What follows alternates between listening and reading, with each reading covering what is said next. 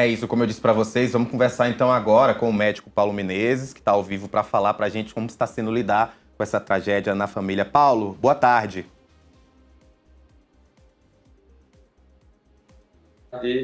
Roberto, né? Rafael. Rafael e Letícia. Rafael, Rafael e Letícia.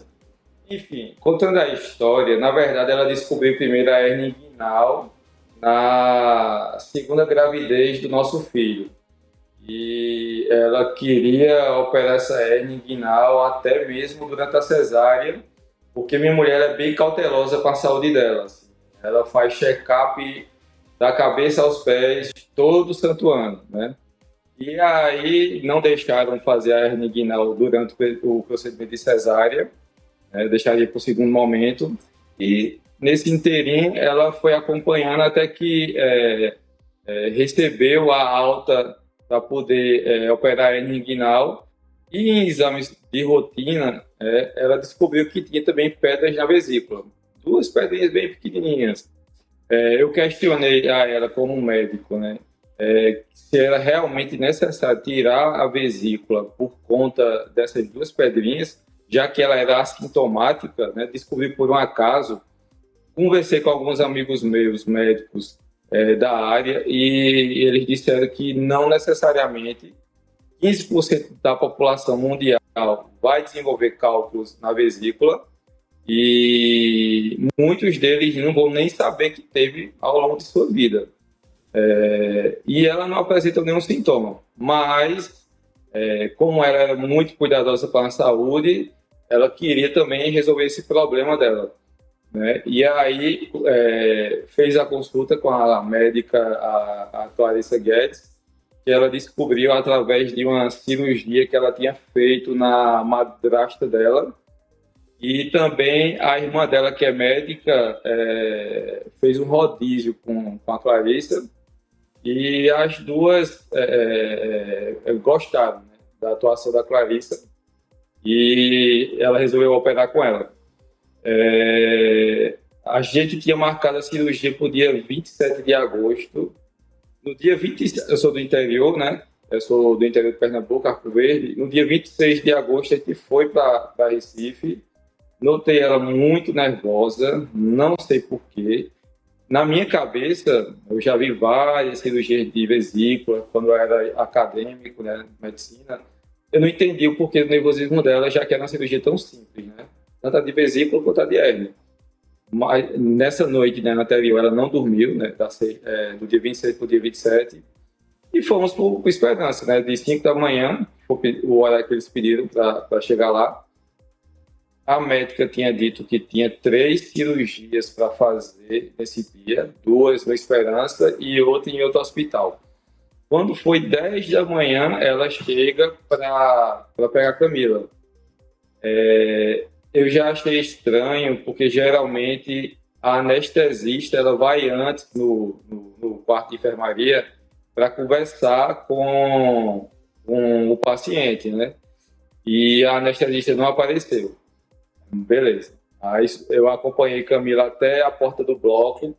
Ela até perguntou se eu queria participar da cirurgia, ver. Mas eu tenho, por regra, uma regra que já caiu, de não participar de cirurgia de parente meu, porque eu acho que isso pode, de alguma forma, influenciar o médico negativamente, né? E eu quero que o médico opere tranquilamente, vamos dizer assim. E não aceitei subir, né? Quando foi por volta de meio-dia, ligam para o quarto e pedem para eu descer para o quarto andar, se eu não me engano. Quando disseram isso, eu já fiquei preocupado, né? Por ser médico, quando alguém liga e pede para descer, é porque é para dizer alguma notícia ruim que aconteceu. Nunca pedem para descer. Geralmente ligam para dizer que a cirurgia foi tudo ótimo, a Camila agora está na sala de recuperação e logo mais ela vai para a enfermaria. Desci, fiquei lá esperando, aí chega a doutora Clarissa com a segunda cirurgiã, aí me chamam para o elevador, assim, vem aqui para perto de mim. E quando a gente chegou, eu cheguei perto do elevador, eu já estava achando que isso é uma coisa péssima, uma notícia péssima.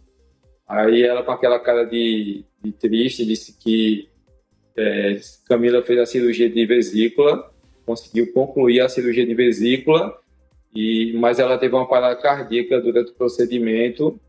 E aí eu pensei na hora, né? A próxima palavra que ela vai dizer é que Camila morreu, né? Faleceu.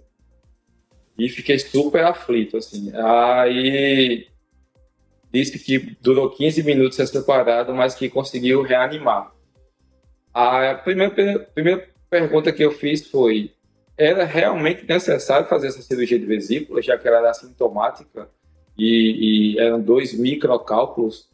Ela disse que sim, né? Enfim.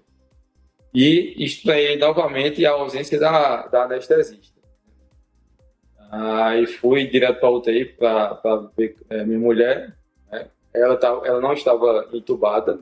O transporte dela do bloco cirúrgico para a UTI não foi feito de maneira correta. Era para ela ter ido entubada. Foi feito pela anestesista, que segurava um ambu para respiração.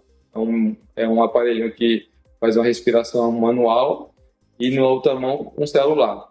Aí ela faz uma ambuzada, depois solta e começa a mexer no celular como se Camila não tivesse ali, entendeu? Total falta de respeito com o paciente. Aí chego lá, a conversa que eu escutei tanto de Clarissa quanto da anestesista foi que ela teve um choque anafilático. Eu não acreditei. Choque anafilático é uma espécie de reação alérgica aos anestésicos, né, que são usados durante a cirurgia. Eu não acreditei porque Camila já tem mais de 10 cirurgias no currículo, por conta de uma doença óssea que ela tem, e não seria na 10ª que ela iria desenvolver o tal choque anafilático. E não vou dizer que não podia, né? Na medicina nunca se diz nunca, nunca se diz sempre, mas eu não acreditei nessa história de choque anafilático. No momento fiquei calado e já comecei a pensar em amigos meus, né, para poder já desmascarar essa história, né? A anestesista, quando eu cheguei na UTI, ela foi embora, não falou comigo, e por 2 dias ela não apareceu, né? Aí, por um acaso, um amigo meu conhecia o primo dela, que foi lá, eu conversei com ele, e aí por Instagram eu descobri a Mariana, mandei uma mensagem para ela: seria interessante você contar a sua versão dos fatos, né? O que foi que realmente aconteceu. E ela respondeu prontamente, achei que ela não fosse, mas para minha surpresa ela foi. E aí a gente foi para uma salinha reservada, aí estava eu, a irmã dela, que é médica também, e minha concunhada, que é médica também, né? E aí, logo de cara, a gente disse: os 3 aqui são médicos, então pode falar na linguagem que você sabe que a gente vai entender. Aí ela chega a tremer a voz: nossa, os 3 são médicos? E dava para notar que ela estava muito nervosa. E sabe quando você decora uma página do livro, né? Assim, aquela página do livro de como se faz em casos de parada cardiorrespiratória durante uma cirurgia eletiva. Ela descreveu tópico por tópico, né? E eu fiquei calado porque eu queria ouvi-la, né? Até então não podia fazer nenhum senso de julgamento porque não tinha prova de nada. Mas quando terminou, né, a conversa, ela foi embora. Eu olhei para minha cunhada e disse: ela estava mentindo o tempo todo. Ela estava literalmente contando um tópico de livro que ela acabou de decorar em casa, né? E realmente tudo que ela contou não aconteceu. E aí a gente começou a investigar, né? Descartamos o choque anafilático, descartamos também a outra hipótese que eles levantaram de embolia gasosa. E aí veio a questão da perícia do monitor multiparamétrico, que é o monitor que vê a frequência cardíaca, respiratória, vê saturação de oxigênio, como o coração está. E quando eu vi aquilo, aí foi que eu fiquei abismado com o que aconteceu com Camila naquele dia, entendeu? Posso continuar falando? do jeito que você está falando, já está me dando essa curiosidade. Eu queria só tentar saber, você vai tentar entrar de alguma forma na justiça para tentar fazer essa acusação de negligência médica? Você acredita que houve negligência? Eu sei que você é médico, tem que ter todo um cuidado, a gente sabe todas as questões que envolvem legais, mas ao mesmo tempo o teu relato me leva a essa crença de que você possa fazer essa denúncia. Você espera fazer? Você acredita que isso pode acontecer? Então, o pai de Camila, ele é desembargador federal e tem mais de 42 anos de profissão e tem pleno conhecimento da parte de direito. E eu disse para ele o seguinte: sogro, o senhor cuida da parte de direito e eu cuido da parte de saúde. Que eu entendo da parte de saúde, ele entende da parte de direito. Né? A gente combinou assim e assim foi. Ele contratou 4 advogados, né, que estão atuando na causa. Entramos primeiramente no CREMEP, que é o regulador, né, de medicina aqui de Pernambuco. E, se não me engano, hoje a gente está entrando com a representação na parte criminal. Né? E também vamos entrar também na esfera civil. Então, a gente pretende sim até o final para poder fazer justiça por Camila, mas não só por Camila, né? Por todos aqueles erros que ficaram guardados porque não tinha alguém de conhecimento para poder lutar, né, por essas pessoas. Né? Porque eu poderia ser simplesmente um cidadão comum, ela chegar para mim e dizer que foi um choque anafilático, eu acreditar e só viver minha vida lamentando que aquilo ali tinha sido um azar da vida e pronto, né? E ela viveria a vida dela tranquilamente, as médicas, e eu viveria de cuidador o resto da vida porque minha mulher teve um acontecimento raro e aconteceu justamente nela. Né? Mas, graças a Deus, eu sou médico, né? Eu sou da parte jurídica, e juntamos forças e fomos atrás para descobrir tudo. Aí, quando veio a perícia do monitor, aí veio a lambança que foi feita em Camila. Assim. Nem eu conto para meus amigos assim, que nem 2 estudantes de medicina no primeiro ano de residência médica fariam o que elas fizeram. Pareciam que não eram nem médicas. Assim. Começa com a indução anestésica, né? Quando você recebe uma anestesia geral, o pulmão paralisa, né? E aí a pessoa entra em apneia. Nessa hora que você entuba e o aparelho faz as vezes do pulmão, né? Que é fazer a respiração pelo pulmão que está paralisado. E dá para saber que está entubado ou não por uma medida que a gente chama de capnografia, que é a quantidade de CO2 exalado pelo paciente, que é a primeira a se alterar.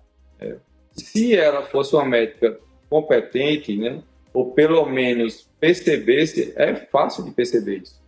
A capnografia estava dando 1,2, quando na verdade ela era para dar 35, 40. Né? O que é que eu faria? Eu, sendo residente, auscultaria, né? Escutaria o pulmão da paciente para saber se está chegando ar no pulmão da paciente. Não está chegando ar no pulmão da paciente, né? Vamos desentubar, porque aí o tubo pode ter entrado no esôfago, o tubo pode não ter sido corretamente colocado na traqueia, poderia ter acontecido uma desconexão do tubo do aparelho, tudo isso aí pode ter acontecido. Essa parte não tem como provar, né? Mas que a capnografia estava dando 1,2 significava que ela estava em apneia. Ela não estava recebendo oxigênio do aparelho e nem exalando CO2. Mas ela simplesmente, segundo relatos, ela só ficava olhando os cabos e não fazia nada. E aí ela passou de 6 a 10 minutos, mais ou menos, em estado de apneia. Mais ou menos fazendo uma comparação, é como se ela tivesse entrado dentro de uma piscina e passasse 6 minutos prendendo a respiração debaixo d'água, né? De imediato, o oxigênio no sangue ele não baixa, né? Com o tempo é que ele começa a baixar. Tanto é que tem gente que passa 7 minutos, né, de apneia, né, quem pratica isso, e não morre, né? E aí, quando a cirurgia chegou, Camila já estava em apneia e no início da diminuição do nível de oxigênio. E tudo isso aí é alarmado pela máquina. Questionaram que a máquina não estava com o alarme funcionante. Fizeram uma perícia na máquina e tudo estava correto, né? Primeiro a máquina dá um bip leve, depois um médio e um alto, um agudo, né? Para a apneia. Depois, por tanto tempo sem respirar, começa a baixar o oxigênio do sangue. E aí a máquina novamente dá um bip pequeno, depois um médio, depois um alto, para a saturação de oxigênio. Baixando o oxigênio do sangue, para poupar energia, o coração começa a diminuir sua frequência cardíaca, seus batimentos cardíacos, né? E aí começou a baixar a frequência cardíaca de Camila. Quando chegou na casa dos 40, o monitor começou a alarmar também, né? Bip pequeno, depois médio, depois agudo, até que ela entrou em parada cardíaca. Esses vários bips, o da apneia, o da saturação de oxigênio, que é a diminuição de oxigênio, o da frequência cardíaca e o da parada cardíaca, todos foram ignorados pelas médicas presentes lá. Tinham 3. Anestesista, a principal e a auxiliar. Entendeu? Então, assim, eu não entendo o que é que estava se passando na cabeça das 3 para não dar ouvidos a esses alarmes, né? E isso foi o que me deixou estarrecido e deixou também estarrecido a circulante de sala, que é uma mulher que fica lá, que quando você precisa de algum medicamento, ela que te entrega, porque você está todo... não pode pegar em coisa, você está todo com asepsia, né? Todo estéril. E por 2 minutos a 3, 2 minutos e meio a 3, a Clarissa continuou operando minha mulher normalmente. E o pior, que dá mais raiva, é ver o prontuário dela. Ela disse que começou a cirurgia às 11h05 com a paciente estável hemodinamicamente. Mas, olha, ela já estava em apneia, tinha mais de 6 minutos. Então, ela já começou a cirurgia com a paciente não estável. Se ela fosse pelo menos uma líder competente, ela questionaria a anestesista o que é que está acontecendo, né?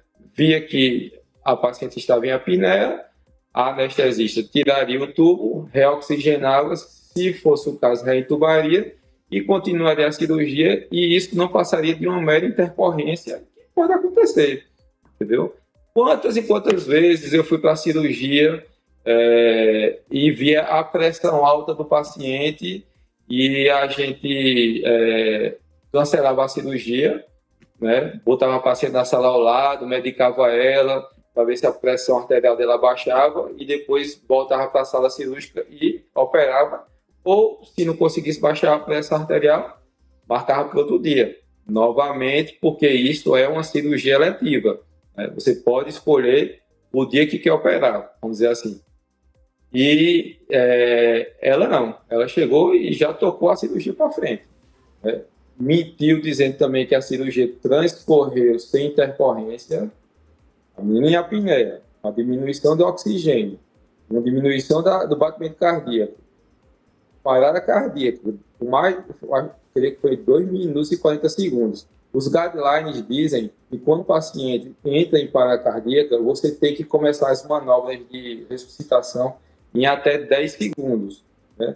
Por 2 minutos e 40 segundos não foi feito nada. Ela terminou a cirurgia, a de vesícula, né? Para depois perceber pelo monitor que Camila estava em parada cardíaca e estava toda roxa. E aí foi iniciado as manobras de ressuscitação. Não sei de fato quem foi que fez, mas a anestesista ficou atônita, parada. Ela é recém-formada e chamaram gente de outras salas para poder ressuscitar minha mulher. Foram feitos 4 ciclos de ressuscitação. Do quarto para o quinto, o coração dela voltou a bater, né? E mais uma mentira que Clarissa conta no prontuário dela é que ela disse que eu mesma, após a ressuscitação, acompanhei Camila até a UTI. Mentira, porque pelas câmeras do hospital, dava para perceber que quem acompanhou Camila até a UTI foi a anestesista, com aquela história que eu contei no início, né? Segurando o ambu numa mão e o celular na outra, né? E depois solta o ambu e fica só no celular, mandando mensagem para alguém, entendeu? Então, assim, o prontuário dela, do começo ao fim, se fosse tudo verdade, ela é a heroína do dia. Mas depois que a gente pegou e periciou o monitor, a gente viu o tanto de lambança que a equipe por um todo fez.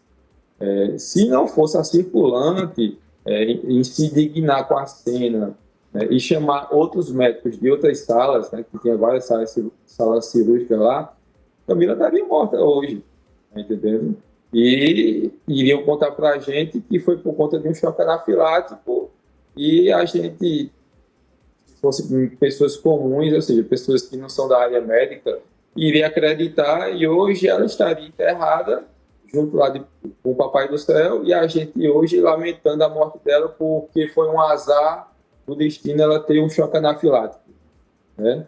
O que não aconteceu, né? A gente descobriu toda a verdade, né? Assim, recebi a ajuda de muitos amigos meus, cada um em sua área, né?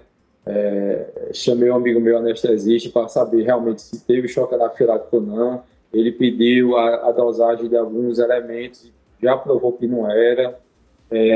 Outro também já provou que também não era embolia gasosa. E cada um foi me ajudando da forma que podia, né? Paulo, o hospital é privado, né? É privado. Eles deram algum posicionamento? Assim, o que eles dizem para você? Não, assim, para a imprensa, eles disseram que teve uma complicação cardiorrespiratória durante a cirurgia. Basicamente é isso, e que está prestando todo o apoio à família. De fato, eu não posso deixar de negar que eles estão prestando um bom apoio à Camila, contratando profissionais de reabilitação, uma fisiatra, que eu não sabia nem que existia essa especialidade de fisiatria, uma especialidade nova, tem poucas no Brasil. Contratou uma TO, que é uma terapeuta ocupacional, fisioterapeutas, né? Fonoaudiólogas também, para poder fazer exercícios para estimular a plasticidade neuronal, né? Que é maior nos 3 primeiros meses. Nos primeiros 2 meses, Camila realmente tinha aquele olhar vazio eu olhava, não aguentava assim, de ver minha mulher daquele jeito, né? Eu passei 1 mês direto com ela na UTI e quando passou a fase crítica mesmo, né, eu tive que voltar para a minha cidade, Arco Verde, porque a gente tem 2 filhos, né, um de 6, um de 2, e tocar meu trabalho também, porque eu sabia que as despesas a partir dali em diante iriam ser grandes, né, e eu precisava trabalhar, já que eu não sou CLT, né, para poder custear, né, e os possíveis custos extras com Camila. E hoje eu contratei alguns fisioterapeutas, uma cuidadora especialista em UTI há mais de 30 anos, é o nosso anjo da guarda, e ela está fazendo fisioterapia, fono, TO de forma bem intensiva mesmo. O hospital também comprou um aparelho chamado prancha ortostática, é colocar o paciente numa prancha e colocá-lo em pé, entendeu? Para o cérebro ter aquela modulação, né, do que é em pé e do que é deitado.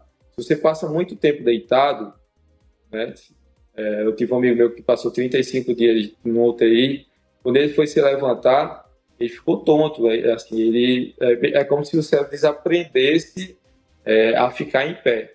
Então, isso é importante também. Eles compraram, estão providenciando também uma cadeira de rodas para ela andar pelo hospital, para ver, não só ficar vendo o mesmo ambiente todo santo dia, né? Não posso negar que o hospital prestou e vem prestando essa assistência especial para a Camila, porque creio que eles perceberam que realmente foi uma lambança muito grande que aconteceu dentro do hospital deles, né? E ela está lá desde o dia 27 de agosto, há 3 dias atrás, completou 5 meses que ela está lá.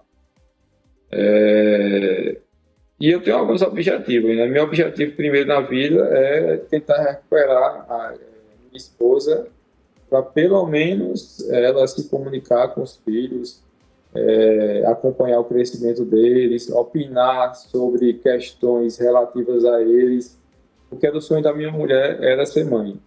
No meu segundo encontro com ela, ela já veio me perguntando se eu queria ter filhos, porque se eu não quisesse, ela iria entrar em uma outra aventura, né? E eu disse que queria sim ter filhos. E assim foi. A gente namorou muito rápido, depois noivamos e casamos, tudo em questão de 1 ano e meio. Paulo, E... Oi. A Camila hoje ela tá na semi-UTI, né? Vocês têm alguma previsão de em que momento ela poderá retornar para casa? Então, a nossa ideia é que, saindo de lá, a gente está vendo se leva ela para centros especializados de reabilitação. Porque lá, de qualquer forma, apesar de eles terem conseguido várias coisas de reabilitação, mas lá não é de fato um hospital de reabilitação. Então, Camila tem um tio que mora em Brasília, que inclusive está aqui no interior de Pernambuco, mas está voltando para Brasília hoje. Eu pedi para ele fazer uma visita ao Sada Kubitschek para ver como é que é lá. O pai de Camila conheceu a diretora da ala de recuperação do Einstein, e nossa ideia é levar a Camila depois que, vamos dizer que assim, chegou a um ponto que aqui nesse hospital a gente não pode fazer mais nada por Camila, porque aqui não é um hospital de reabilitação.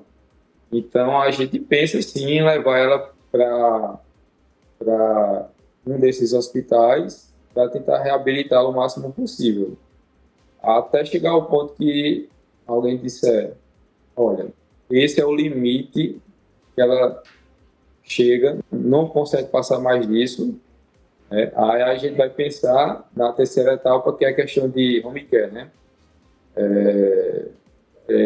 A gente está pensando primeiro por etapas, né? Primeira etapa é essa do Esperança, depois, finalizada essa do Esperança, a gente vai ver se vai para um hospital de reabilitação.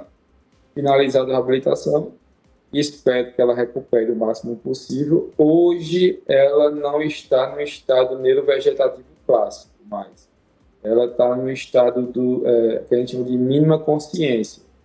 Ela percebe o que acontece ao redor, ela chora quando vê alguma pessoa conhecida, quando me vê, o pai dela. Esse tio de Brasília, quando foi visitá-la, ela chorou bastante. Eu pedi esse sábado passado para ocluírem o traqueóstomo, que é um aparelho que respira por aqui, pelo pescoço, e fiquei bem na frente dela, né, e fiquei pedindo para ela falar a palavra amor, né, que a gente se comunica falando, oi amor, aí eu, amor, fala amor, né? E aí eu percebi que ela se esforçou, né? Ela primeiro ela falava voar, mas não vinha humor, né? Ela fala amor, ela mas não vinha humor. Aí eu fala no seu tempo, sem pressa, tá todo mundo aqui tranquilo, ninguém tem nada o que fazer, hoje é um dia de sábado, então sem pressa, fala a palavra amor. Aí saiu um mo, bem pequeno, né? A Fona até se emocionou nessa hora, ela começou a chorar, eu também me emocionei, e percebi pela primeira vez que, assim, ela estava me reconhecendo como pessoa, né?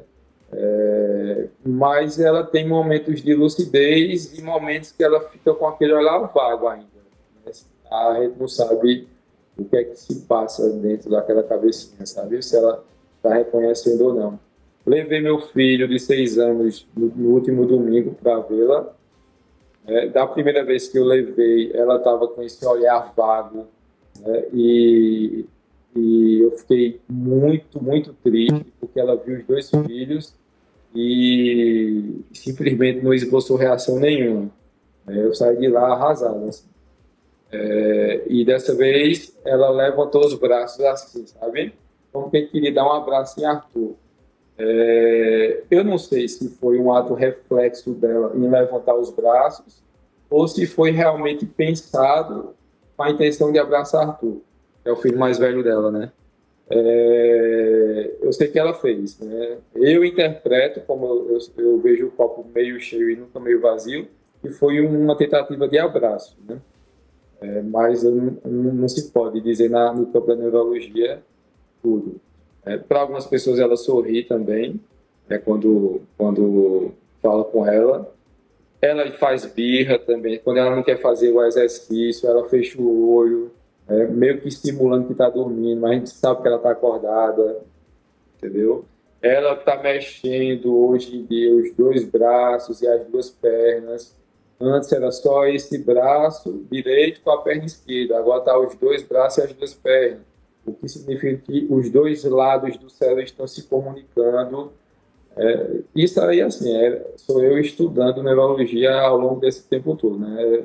Minha vida hoje é estudar neurologia, pesquisar drogas, tratamentos, discuto, né, com fisioterapeuta, discuto muito com a fono, discuto com o chefe da clínica médica, a questão dos espasmos, que ela tem alguns espasmos que deixam ela contraída, né?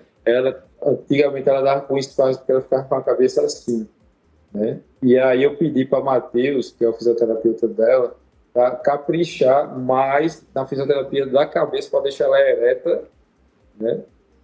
E na fono eu falei para caprichar nos exercícios de deglutição para ver se a gente tira esse traqueóstomo. Tirando o traqueóstomo, pode-se tentar exercícios de fonação, né, para saber se ela, pelo menos, respostas simples, né? Um sim, um não, um oi, um ai, entendeu? Para ver se ela consegue ter um meio de comunicação com a gente. E vai ter sim. Pelo menos da nossa parte é visível que há todo um esforço para que haja uma recuperação da melhor possível. E claro, a gente fica nessa expectativa de boas notícias e caso de fato haja uma negligência médica, que ela seja, né, procurada, que ela seja levada para a justiça e que a família de vocês possa estar junto de novo, viu, Paulo? Muito obrigado pela tua conversa aqui com a gente no Metrópolis.